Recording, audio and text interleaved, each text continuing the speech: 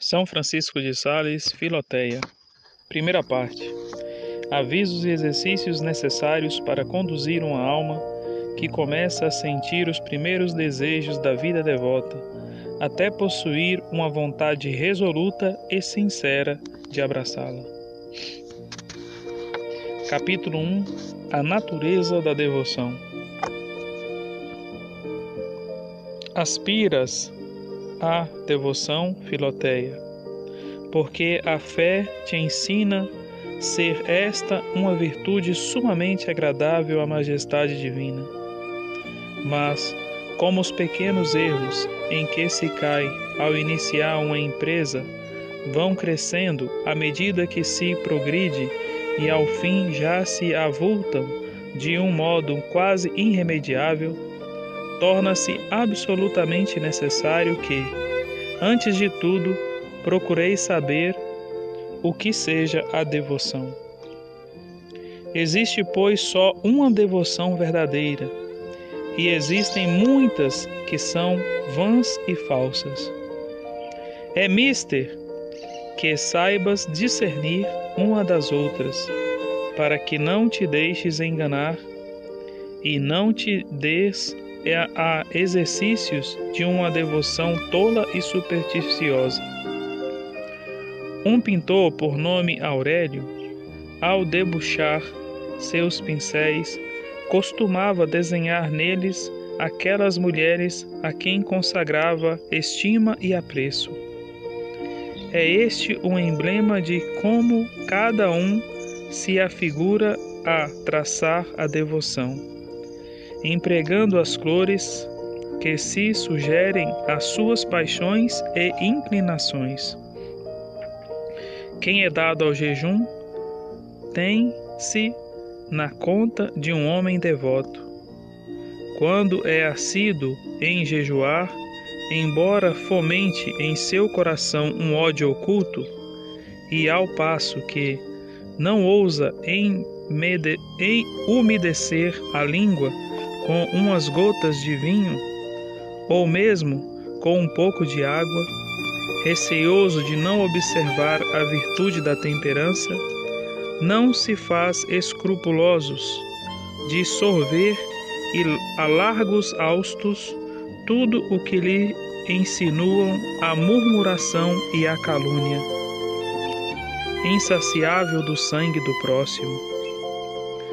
Uma mulher que recita diariamente um acervo de orações se considera devota, por causa destes exercícios, ainda que fora deles, tanto em casa como aulhures, desmande a língua em palavras coléricas, arrogantes e injuriosas. Alargar os condões de bolsa pela sua consideração com os pobres, mas cerca os corações ao amor ao próximo. A quem não quer perdoar. Aquele perdoa o inimigo, mas satisfaz as dívidas, e é o que não faz sem querer obrigado ou à força. Todas estas pessoas têm-se por muito devotas e são talvez tidas no mundo por tais, quando realmente de modo algum o sejam. Indo um soldado de Saul à casa de Davi para prendê-lo, entreteve-os os conversais Micol, sua esposa, para ocultar-lhes a sua fuga, mandou meter num leito uma estátua coberta com as roupas de Davi e com a cabeça envolta em pelos. Feito isso, disse os soldados que o esposo estava enfermo e que presentemente estava dormindo. É esse o erro de muitos que aparentam um exterior muito devoto e são tidos por homens realmente espirituais, mas que na verdade não passam de um fantasma de devoção. A verdadeira devoção, Filoteia, pressupõe o amor de Deus, ou melhor, ela mesma é mais perfeito amor a Deus. Esse amor chama-se graça, porque adereça a nossa alma e a torna bela aos olhos de Deus. Se nos dá força e vigor para praticar o bem, assume o nome de caridade. E se nos faz praticar o bem frequentemente, pronta e cuidadosamente, chama-se devoção e atinge então ao maior grau de perfeição. Vou esclarecer-vos com uma explicação tão simples quanto natural. As avestruzes têm asas, mas nunca se elevam acima da terra. As galinhas voam, mas têm um voo pesado e levantam raras vezes e a pouca altura. O voo das águias, das pombas, das andorinhas é veloz e alto e quase contínuo. De modo semelhante, os pecadores são homens terrenos e vão se arrastando de contínuo à flor da terra. Os justos, que são ainda imperfeitos, elevam-se para o céu pelas obras, mas fazem-nos lenta e raramente, com uma espécie de peso no coração. São só as almas possuídas de uma devoção sólida, à semelhança das águias e das pombas, alçam-se a Deus por um voo vivo, sublime e, por assim dizer, incansável. Numa palavra, a devoção não é nada mais do que uma agilidade e viveza espiritual, da qual ou a caridade opera em nós, ou nós mesmos, levados pela caridade, operamos de modo a todo o bem de que somos capazes.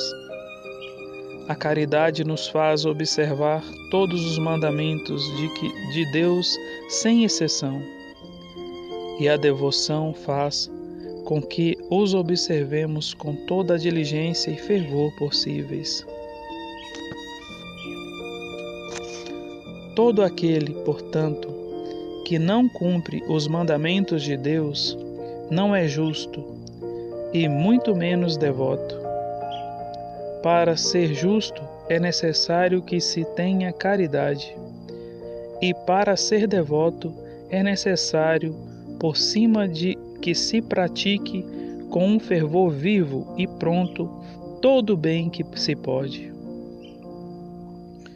E como a devoção consiste essencialmente num amor essembrado, ela nos impele e excita não somente a observar os mandamentos da lei de Deus, pronta, ativa e diligentemente, mas também a praticar as boas obras, que são apenas conselhos ou inspirações particulares. Um homem ainda convalescente de uma enfermidade anda com um passo lento, e só por necessidade. Assim um pecador, recentemente convertido, vai caminhando na senda da salvação devagar e arfando, só mesmo pela necessidade de obedecer os mandamentos de Deus, até que manifeste nele o espírito da piedade.